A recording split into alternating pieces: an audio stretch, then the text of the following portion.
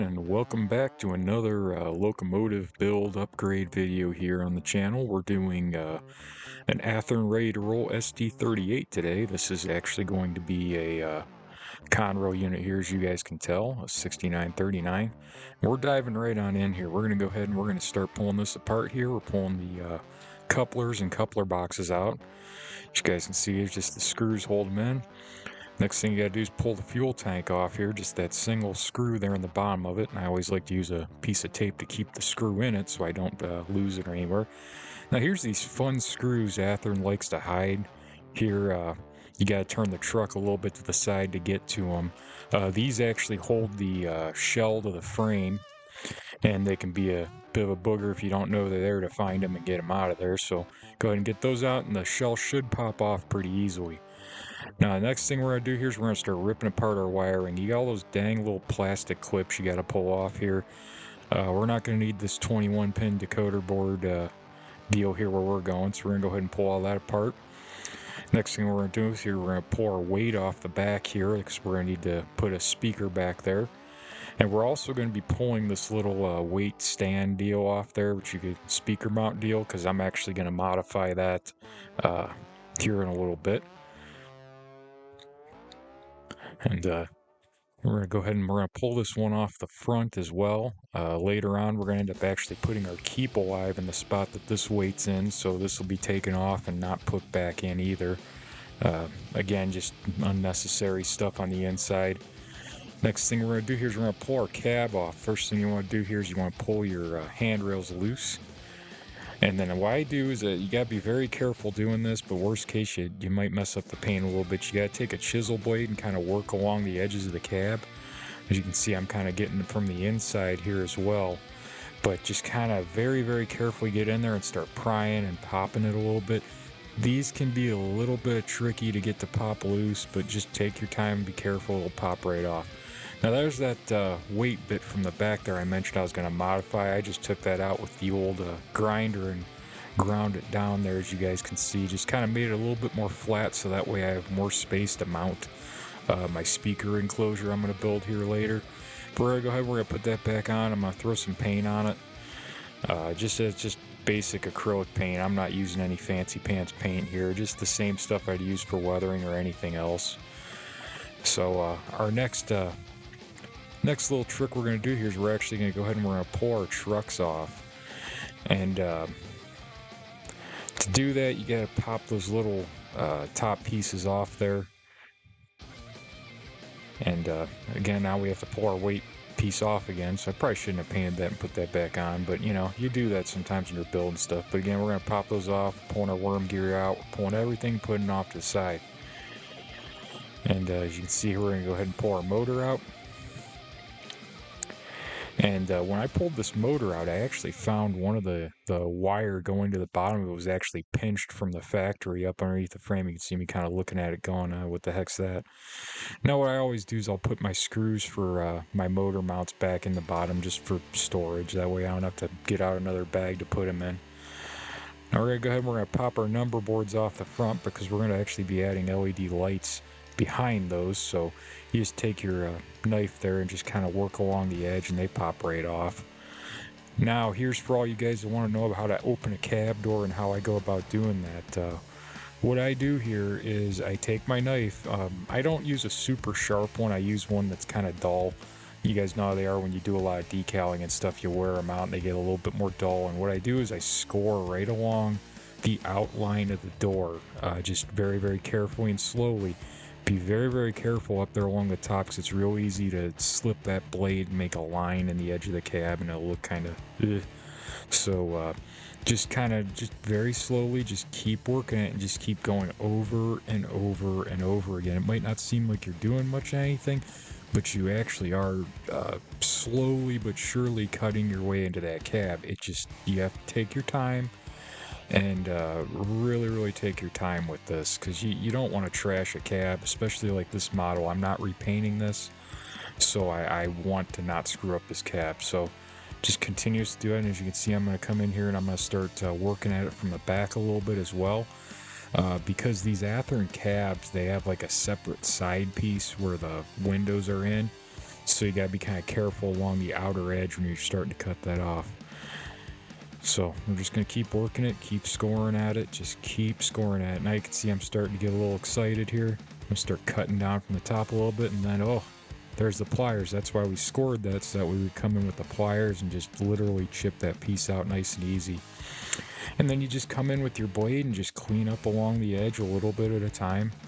And sometimes you gotta get the old pliers in there to get that pesky top piece out. You gotta keep scoring it and screwing with it, and that it really just takes forever. And one thing to keep in mind here is, even if it gets a little boogered up there at that top part, you're gonna have a separate door over there anyway. And 90% of people that see that are going to be looking at the door. They're not going to notice if you goofed up the little bit there at the top and it's not perfectly square. So don't sweat it if when you're trying this, you have that happen. I'd always recommend getting a spare cab on eBay for cheap and practicing on that first before you do it on a painted model. But either way, there's that side piece I was talking to you about, and we have to pull that out because we're pulling the dang windows out of this thing, because for some reason these ready to roll models here, they just used a cheap one-piece window in there. You can't open it or nothing. And I don't know about you guys, I want my dang window open. This is a yard unit. It's hot in the summer here on the ONWV, so we got to open up the window. We're going to have to cut that apart. Now here, while I'm rambling, we're already here cutting the back door out of the cab. Now, again, here you got to kind of take your time and work at this. Back's a little bit more tricky because you'll have like that thinner inner piece there on the inner side of the door, whereas on the front you have the windows. Kind of helps add some structural integrity, where with this rear piece it's a lot trickier. A lot of the time I just cut the whole dang thing off and just don't have it like on Atlas models and stuff, but for the purposes of the demonstration in this video, I decided to do it right, show you guys the right way to do it, so you guys can kind of see a little bit here. Obviously this is very, very sped up. It's a very long process doing this. Here I'm drilling the holes in the number board housing area for putting the LEDs in. And now my windows I took out before that I cut up, I'm putting them back in there. And as you can see, I'm going to fight with this because, everything's a battle. I don't like how the side pieces come off these Athearn cabs. I'm really not a fan of that. I wish there was a better way to get the windows in there like that, but I just wanted the windows open. And there's our cab doors there from KV Models. Shout out to KV Models. You get a lot of cool parts from them. They do all the photo etch stuff and really, really cool stuff. Right here I'm drilling out the holes for the door handles and the wipers. I'm drilling those out here before I paint it. That way you're going to put the paint on. I'm using Scale Coat Conrail Blue. I still have some of that laying around, so I'm using that here. Usually you paint over it and it'll fill up the holes where you just drilled, but that's not the point. It's a lot easier to drill it before you paint it than after you paint it, so I always drill it first, and then worst case it fills it up with paint. It's very easy for that drill bit to get through the paint. So went ahead and we got that done there. And now we're going to go ahead and I'm doing my little thumbtack trick here on these marker lights, because I got to drill them out. And so I just take that tip of that thumbtack and I poke the top of the little marker lights deal there. And that gives me a little notch to put the drill bit in when I start drilling it. And I start off with a little bit smaller drill bit, and then I come back with a bigger one. That way, if you go with the little drill bit and you're a little bit off and you kind of goof it up a bit, and maybe you're a little bit off to one side or another, it's a lot more forgiving than if you go in there with the big drill bit right out the gate. It's the exact size that you need. So a little bit better off just starting off with the smaller bit first and then coming back. And here you can see we're doing the same thing here on the back end, just little mark with the thumbtack, little drill with the drill bit. It's where you really get your finger strength going on, using these little finger drills over and over again. My goodness. But now for the fun part, we're going to do these rear number boards. If any of you ever wondered how to do these on an Athearn model, since it's not from the factory like that, it's a bit of a crude way of going about it, but it's what I do and it's the way that works for me. I just take a big old drill bit and I start drilling out right where the number boards are at there. Use the factory decal essentially as a guide to drill out the, as much of the area as I can. And as you guys can tell here, I'm coming back with the blade, and I'm just slowly making that cutout for the number boards there. Just a little bit of time, just working at it, and until there's our, there we go, we're drilling. Normally it's about 3 holes with the big bit I'm using here, and then I'll kind of do from the center hole, I'll kind of, work the bit from side to side a little bit to kind of waller it out a bit and make it a little bit more, and then you just come in with your knife again and just kind of work it out again, using a blade that's a little bit on the duller side. I wouldn't recommend using a very sharp one. And of course, always come through with your blade and kind of scratch the inside of the shell there. That'll get all those like little excess pieces of flashing kind of deal off of there. Now I got some scrap styrene out of the scrap bag here, and what we're doing here is we're putting these pieces of scrap styrene over our number board and marker light holes. And the reason we're going to do that is because we need something to mount our LED to. And I mean, what better way to use up some scrap styrene than use it to make a backing to hold our number boards. And I'll always start on the inside and glue it, and then I come from the outside and I kind of work around the edge of the number board hole. And we're also doing that here in the front as well, as you guys can tell. Same deal. Now, while all that's drying, we're going through now, and we're going to drill our holes for our little lift ring deals that go up on the top there. Don't forget that one on the side. And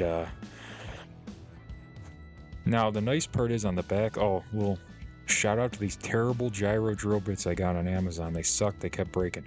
But anyway, on these top little holes, like right there in these middle ones, the middle 4, there's no little notches. On the rear ones, there's little notches. You just kind of go off of those. Now, right now, I'm going through, I'm kind of doing the little blue along the edges there.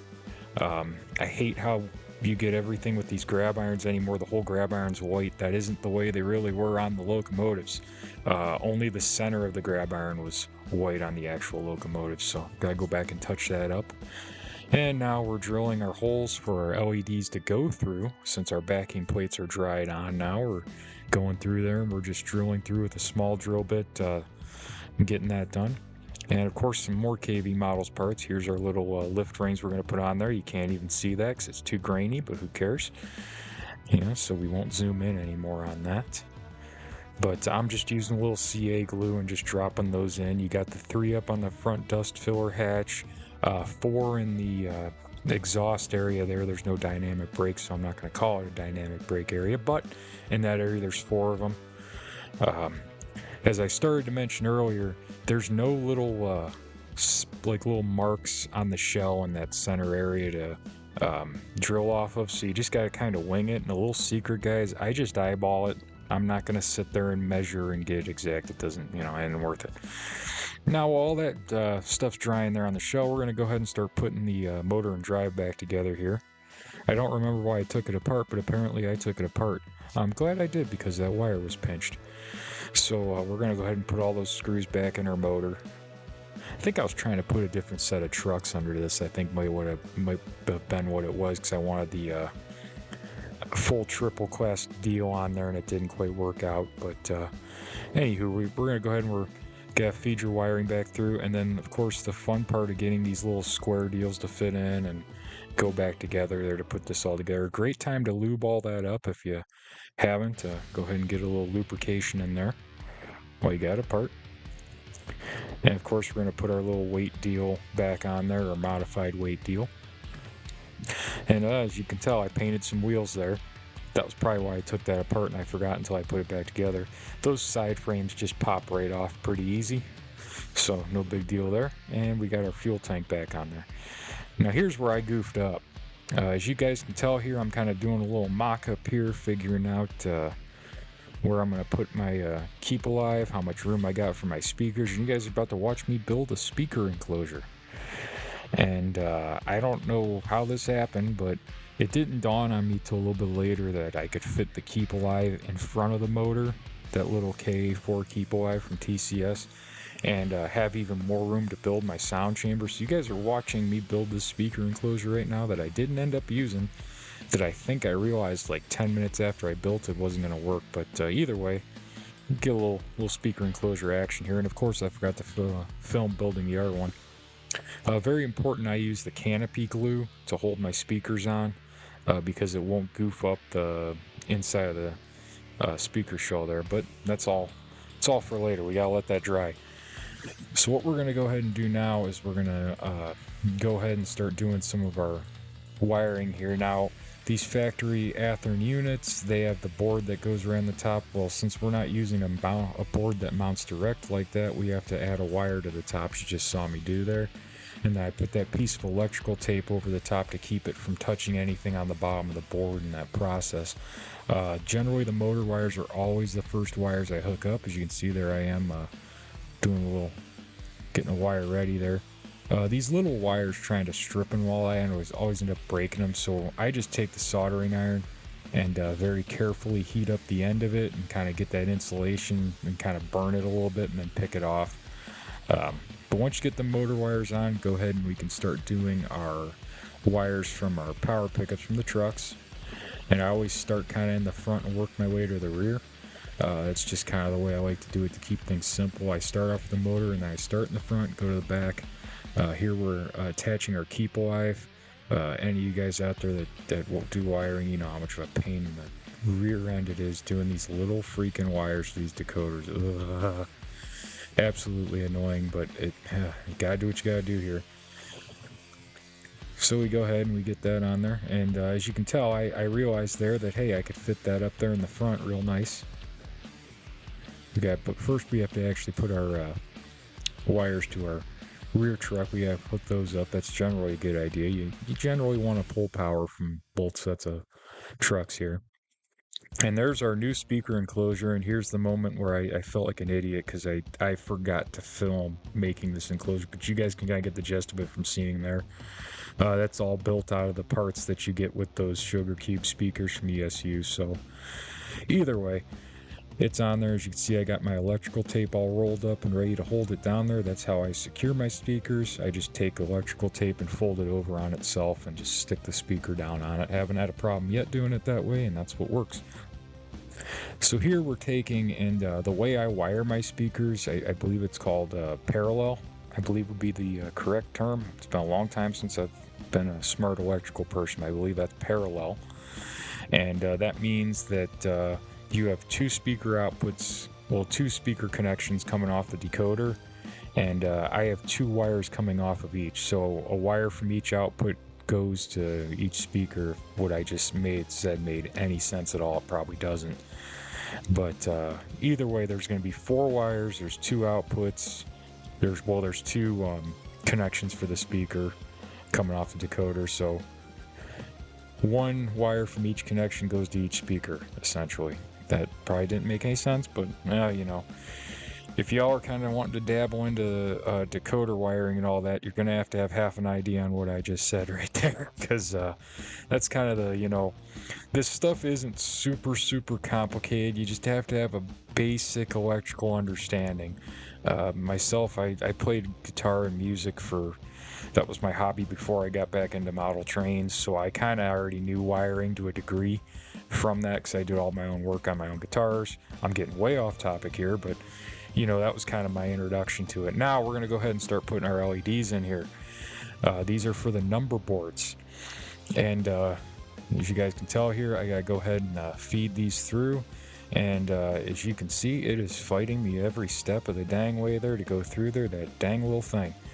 These are 402 SMD LEDs. I buy these on Amazon. I don't have a recommendation on who to get them from or anything. I just get the cheap ones off of Amazon. They're warm white LEDs in color. That's the goal. And I got some of that fancy pants yellow tape from TCS. I think it's called Keflon tape, or I don't know, some kind of tape. It's specifically for holding down wiring in models. That's all I know about it. I bought a whole roll of it and I just keep using it. That's all I know.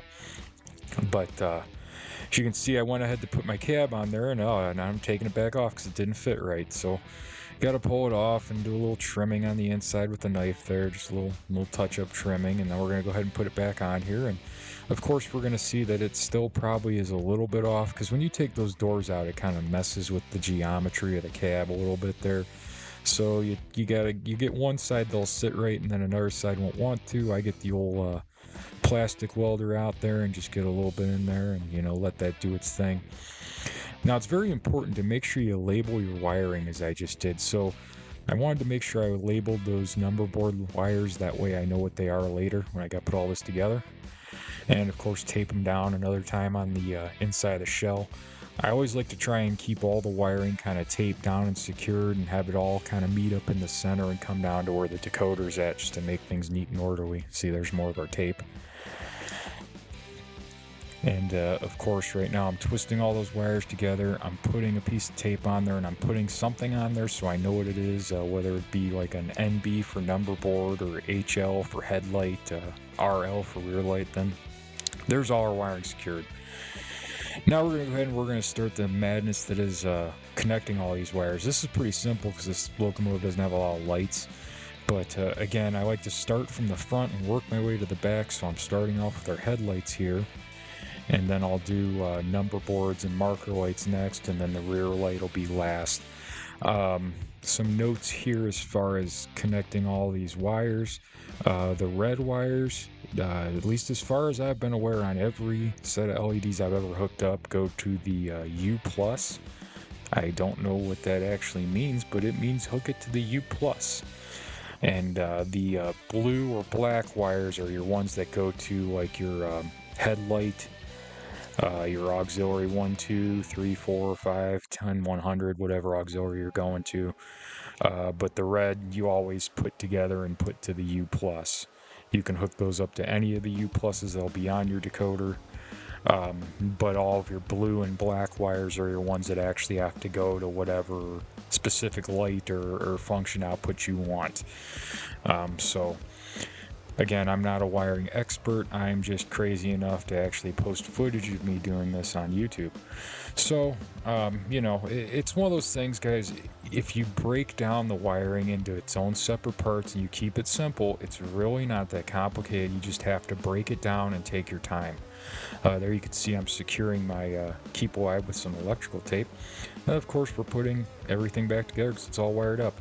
Be very careful you don't pinch wires when you put the chassis back in the body there. You have to be very careful with that. And there we are, putting our stupid screws that Athearn has hidden that I can never find. Right there. And boom. Alright, so now we gotta fix some of the little issues with this. The MU receptacle deals on the front and back needed to be painted red because that didn't match the photos. And so do the coupler cut levers. That also didn't match the prototype photos I found. Always good to glue your horn back on. Throwing a little silver in some spots here, like the MU hose connections, etc. Just little bits and pieces here. And then I also have to add this piece of the sill stripe here on the front that was also missing compared to prototype photos. You think it's good, and then you start looking at the pictures and you keep finding little things that drive you crazy and you gotta fix. So here I am fighting with a little piece of decal sill stripe here, just going crazy because of course it's the center section that's a pain in the rear end to get it to stick to. And then our little Juniata can opener that Athearn also didn't put on there, that's in the prototype photos. It makes me crazy that they didn't notice that. But either way, we clear coated it, all the windows are taped up. We're going to go ahead and we're going to start our weathering process here. So I'm coming in here with a panel line wash from MIG.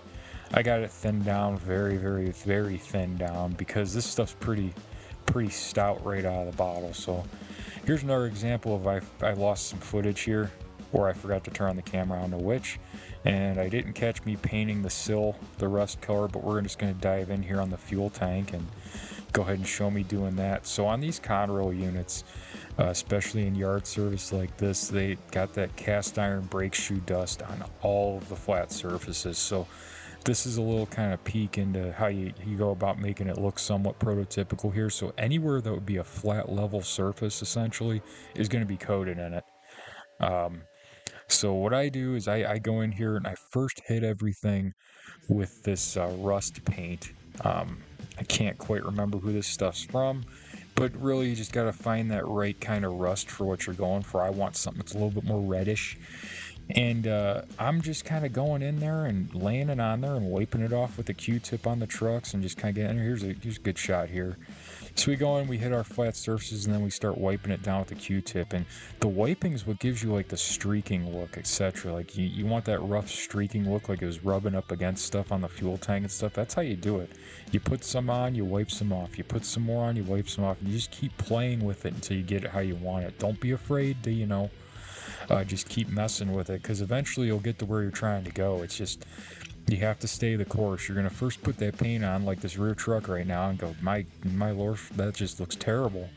Because it does. It looks terrible. And you start wiping it off, and it still looks pretty rough. And then you just got to keep playing with it until you get it right. And here we are painting the top of the hood here. If you guys would imagine the level of focus I took right there to paint those straight lines, I was just sitting there panicking because I was filming this, trying to paint that line.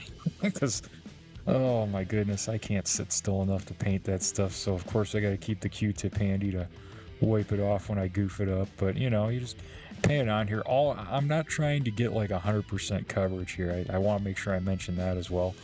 This paint coat here is just a base coat, because we're going to come back with the weathering powder later and really coat this thing. So this is just simply just a baseline coat, so that way when we come back with the weathering powder, it'll kind of blend with it, and it'll give you that layered, realistic look. It's not going to just be all one solid, whether it be powder weathering or paint weathering. That's kind of what can really set off a weathering project, is when you have the layers. That's what it's all about with weathering, is layers. So we're just going to town here. Again, every single flat surface, that would be what would this be? Horizontal. This would be a horizontal surface here, and we just want them to be all painted this rust color, because that's what the real unit looks like. And if any of you doubt me on that, look in the Paul Withers book on Conrail locomotives. This unit is in there, and it is rusty looking. And it was in the early 90s that I was in there, and it looked pretty rough. So that was kind of what I used for my basis for the weathering. So that's why this, again, is very rough. I know a lot of folks tend to think I get a little carried away, and I do, but I tend to pick units that are a little more beat up to weather, just because that's what I like. That's what I remember from growing up. So trying to do those edges along the side of the hood is just an absolute pain. Now here we can see I'm coming in with some flat black paint. This is actually like airbrush paint here. It's very thin. I put it on there, and then I wipe it off with a Q-tip, and what that does is that gets that black in the grill, and then it leaves the fins of the grill blue still, so it'll look a little bit more appropriate, but they're like a darker kind of blue, so it looks good. And there I am painting the backs of the back grills here, the radiator section. Threw a little black paint in the exhaust stack too while I was at it, because I was excited. And there we are, we're just painting the grill. And then we wipe some paint away. Now I'm coming in with this little marker here. What the heck, kind of like an artist ink marker or something. I can't remember. Archiver's ink or something. But I'm coming in with that, and what you do is you can make your really fine marks and stuff, and then you wipe it down with the Q-tip. And then you come back and you make the little dot again, and it's really easy to make fine little rust spots with that, and I'm really digging that. I've been using these for a little while now, and I've really been enjoying them. But just coming in and hitting the fuel tank and just making little spots again. This is kind of the more important part of the weathering process, is just doing these little details like this. I even went in with one of them and did some fuel drippage and streakage there, using that same technique. And again, just putting a little on, wiping a little off, putting a little on, wiping a little off, hitting the edge of the plow here so it looks like it's got some little nicks and marks along the edge. These little seams along the bottom of these doors and stuff, you can go in there and hit some of that stuff with, and just little spots like that, doing little spots on the trucks. Here's a pretty good fuel tank spot here. You can see, you make the lines on there, kind of smear it, and then you come back and make those same exact marks you made in the first place there afterwards. So Do the same kind of drip deal back on the back trucks. And then I got excited with the black paint here, and I came back and I started adding black painting spots and adding some rusting spots like around the side of these truck frames. Again, just trying to add some variation, add a little different color here and there just to really help bring things to life. And then coming back with the black paint and kind of hitting around the ends of the bearings just to kind of make it look like they got that grease coming out of them a little bit too. Alright, now for kind of the big last part of our weathering here. I've got this rust colored weathering powder from Bragdon. I think it's Bragdon powders or something like that. I got it on eBay years ago. I've been using it now.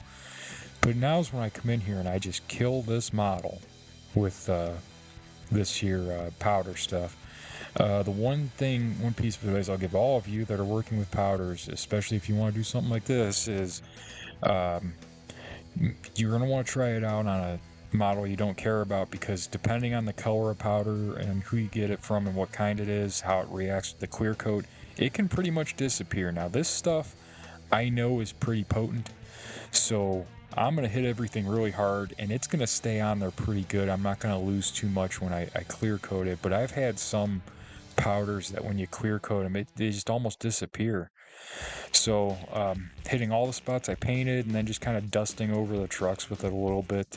I'm not getting too like carried away and sitting there and trying to make perfect little lines or anything. I'm just literally just blasting this thing with powder. Again, because it's all about the layers. And the other thing to remember too is you can sit here and you can make a model exact like a photo, but part of the magic of this is that, you know, real life, the stuff is random. That's what makes weathering, is it's random. So you got to be kind of random to get good random weathering. That's what makes good weathering. Now what I'm doing here is I have some clear styrene sheet that I've cut down, and I'm making my little windows for the back of my doors and gluing them on with canopy glue.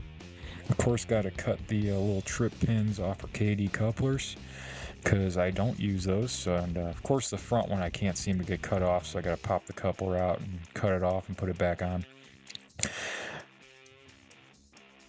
And we're going to go ahead and put our number boards back on here while I got the canopy glue out, so go ahead and throw those on there. Also forgot to note that I did come back with the airbrush and put a little flat black paint on the top of the hood there around the exhaust stacks. I of course forgot to film that because, you know, sometimes you forget the dang camera and record things. You get excited about projects you're working on. Now here I'm putting these little lenses on that I made. Unfortunately I didn't get it on camera because it was kind of off the screen, but I use this fiber optic cord, and what you do is you take it and you hold a lighter up to the end of it for like a second or so, and it'll bubble up the end of the cord a little bit, and it makes it like a little lens. So you just take that and you cut it and you make your lenses that way. Here I'm taking sheet styrene and I'm putting it in for our number board housings here. Just cutting and fitting and cutting and fitting and cutting and fitting till it's close.